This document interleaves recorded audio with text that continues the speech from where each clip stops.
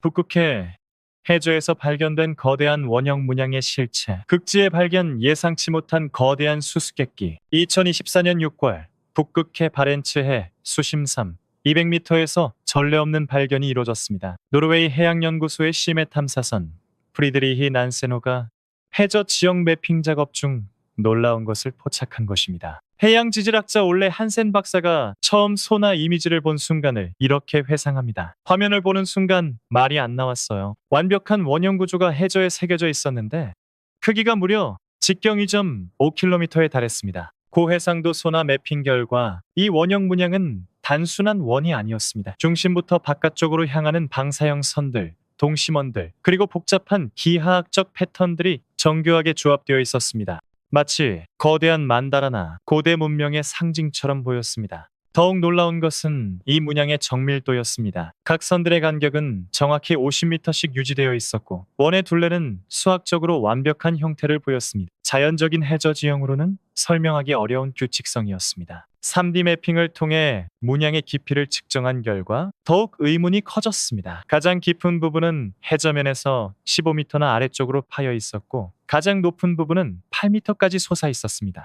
총 23m의 높이차를 가진 거대한 조형물이었던 것입니다. 지질연대 측정을 위해 퇴적물 샘플을 채취한 결과 이 구조물은 최소 1만 2천 전에 형성된 것으로 추정되었습니다.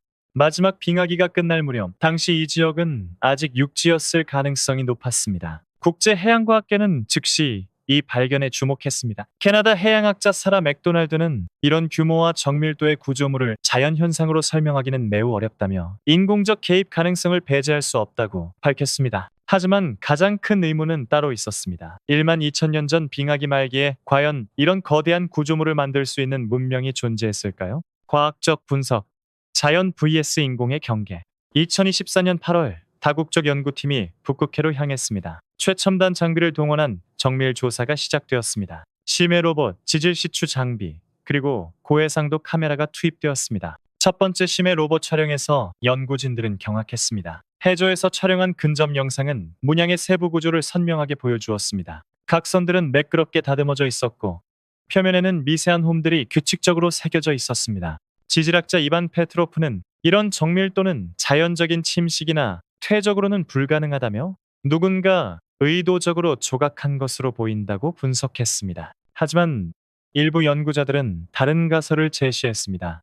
해양학자 제임스 윌슨은 거대한 해저 화산 활동이나 특수한 해류 패턴이 만들어낼 수도 있다고 주장했습니다. 이를 검증하기 위해 지화학 분석이 실시되었습니다. 문양 주변의 암석 성분을 조사한 결과 놀라운 사실이 밝혀졌습니다. 문양이 새겨진 부분의 암석은 주변 지역과 완전히 다른 광물 구성을 보였습니다. 암석학자 마리아 곤잘레스의 분석에 따르면 문양 부분의 암석에는 통상적인 해저 현무암에서는 발견되지 않는 희귀 원소들이 포함되어 있었습니다. 특히 이리듐과 로듐의 농도가 일반적인 수치의 100배 이상이었어요. 이런 희귀 원소들은 주로 운석에서 발견됩니다. 이 때문에 일부 연구자들은 거대한 운석 충돌이 이런 문양을 만들었을 가능성을 제기했습니다. 하지만 운석 충돌 가설로는 설명되지 않는 부분이 있었습니다. 운석 충돌로 만들어진 크레이터는 보통 불규칙한 형태를 보이는데 이 문양은 너무나 정교하고 대칭적이었습니다. 자기장 측정에서도 이상한 결과가 나왔습니다. 문양 중심부에서는 지구 자기장보다 3배 강한 자기장이 감지되었습니다.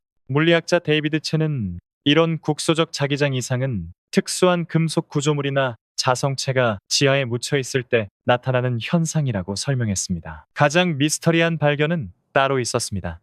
문양의 정확한 중심점에서 초음파 탐지를 실시한 결과 지하 200m 깊이에 거대한 공동이 있다는 것이 확인되었습니다. 지하 공간의 비밀 예상을 뛰어넘는 발견. 2024년 10월 연구팀은 마침내 지하 공간으로 진입하기 위한 시추 작업을 시작했습니다. 수심섬 200m 해저에서 다시 200m를 뚫어 내려가는 전례 없는 심해 굴착이었습니다. 시추봉이 지하 공간에 도달하는 순간 예상치 못한 일이 벌어졌습니다. 공간 내부에서 메탄과 수소 혼합 기체가 분출되어 나온 것입니다. 가스 분석 결과 이는 지구상에서 자연적으로 생성되기 어려운 독특한 조성을 보였습니다. 가스 성분이 매우 특이했어요. 화학자 안나 슈미트의 설명입니다. 메탄과 수소의 비율이 생물학적 기원으로는 설명하기 어려운 수준이었고 헬륨3 같은 희귀 동위원소도 포함되어 있었습니다. 소형 탐사 로봇을 지하 공간에 투입한 결과 더욱 놀라운 발견이 이어졌습니다. 지하 공간은 자연 동굴이 아닌 인공적으로 조성된 거대한 공간이었습니다. 높이 50m, 폭 300m에 달하는 타원형 구조였습니다. 공간 내부의 벽면은 매끄럽게 가공되어 있었고 천장에는 복잡한 기하학적 문양들이 새겨져 있었습니다. 해저 표면의 원형 문양과 정확히 일치하는 패턴이었습니다. 가장 충격적인 발견은 공간 중앙부에 위치한 거대한 구조물이었습니다. 높이 20m에 달하는 원뿔 형태의 구조물로 표면은 알 수 없는 금속으로 덮여 있었습니다. 금속 샘플을 분석한 결과 이는 지구상에 존재하지 않는 합금임이 밝혀졌습니다. 티타늄과 바나듐을 주성분으로 하되 일반적인 합금 제조 기술로는 만들어낼 수 없는 분자 구조를 가지고 있었습니다. 재료공학자 토마스 밀러는 이런 합금을 만들려면 현재 우리 기술로도 매우 어려울 것이라며 1만 2천년 전에는 절대 불가능한 기술이라고 단언했습니다. 구조물 주변에서는 더욱 이상한 현상들이 관찰되었습니다. 탐사 로봇의 나침반이 급격히 회전하고 전자 장비들이 간헐적으로 오작동을 일으켰습니다. 마치 강력한 전자기장이 발생하고 있는 것 같았습니다. 음향 분석에서는 더욱 기이한 결과가 나왔습니다. 구조물에서는 초저주파 진동이 지속적으로 발생하고 있었는데 이는 인간이 들을 수 없지만 일부 해양 동물들에게는 영향을 줄 수 있는 주파수였습니다. 고대 문명의 증거 상상을 초월하는 가설들. 지하 구조물의 발견은 전 세계 고고학계에 큰 파장을 일으켰습니다. 1만 2천년 전, 즉 신석기 혁명 이전에 이런 고도의 기술을 가진 문명이 존재했다는 것은 기존 인류사를 뒤흔드는 발견이었습니다. 고고학자 그레이엄 핸콕은 이는 잃어버린 고도 문명의 증거일 가능성이 높다며 플라톤의 아틀란티스가 실제로 존재했을 수도 있다는 것을 시사한다고 주장했습니다. 하지만 보수적인 고고학자들은 회의적인 반응을 보였습니다. 하버드 대학의 데이비드 라이치는 현재까지 발견된 어떤 고고학적 증거도 1만 2천년 전 고도 문명의 존재를 뒷받침하지 않는다고 반박했습니다. 이런 논쟁 속에서 새로운 증거들이 속속 발견되었습니다. 구조물 주변에서 채취한 퇴적물에서 가공된 도구 파편들이 발견된 것입니다. 현미경 분석 결과 이는 정교한 절삭 도구로 가공된 흔적을 보였습니다. 더욱 흥미로운 것은 구조물 벽면에서 발견된 상형 문자들이었습니다. 이는 기존에 알려진 어떤 고대 문자와도 일치하지 않았지만 명백히 의미를 담고 있는 문자 체계로 보였습니다. 언어학자 에바 라르슨이 주도한 해독팀의 초기 분석에 따르면 이 문자들은 수학적, 천문학적 내용을 담고 있는 것으로 보인다며 특히 별자리와 달의 위상에 관한 정확한 기록들이 포함되어 있다고 밝혔습니다. DNA 분석을 위해 지하 공간에서 발견된 유기물 잔해들을 조사한 결과도 놀라웠습니다. 현재 인류와는 다른 유전자 마커를 가진 인간의 흔적이 발견되었습니다. 유전학자 카린 옐름 슬레브는 이는 현생 인류와는 약간 다른 호모 사피엔스 아종일 가능성이 있다며 혹은 우리가 모르는 인류 계통이 존재했을 수도 있다고 추측했습니다. 한편 일부 연구자들은 외계 기원 가설을 제시하기도 했습니다. 천체물리학자 미치오 카쿠는 구조물의 기술 수준과 재료의 특성을 볼 때 지구 밖에서 온 기술일 가능성도 배제할 수 없다고 언급했습니다. 하지만 대부분의 과학자들은 더 신중한 접근을 요구했습니다. 추가적인 증거 수집과 분석 없이는 성급한 결론을 내리기 어렵다는 것이 중론이었습니다. 미래를 위한 탐구, 새로운 역사의 시작.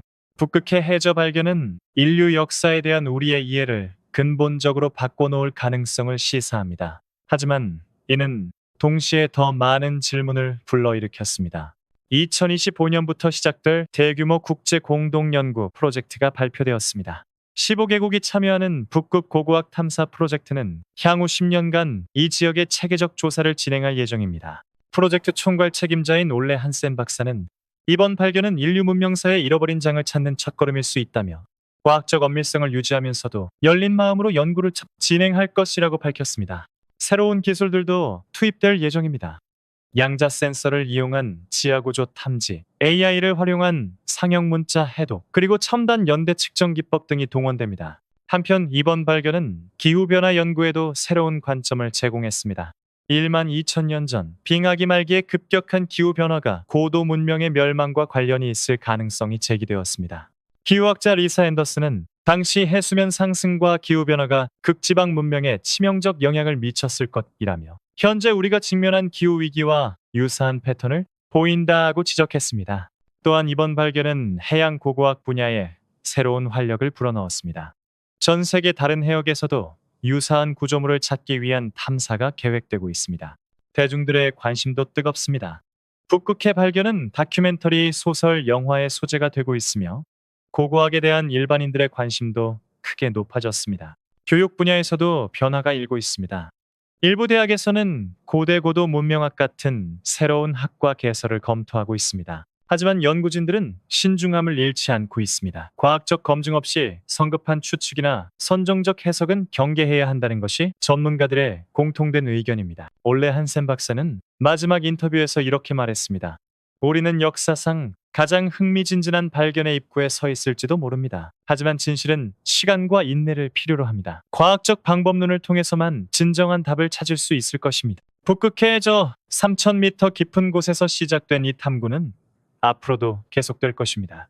인류의 과거를 밝히고 현재를 이해하며 미래를 준비하는 여정이 지금 막 시작되었습니다. 북극해 해저의 거대한 원형 문양이 여러분에게 어떤 상상을 불러일으켰나요?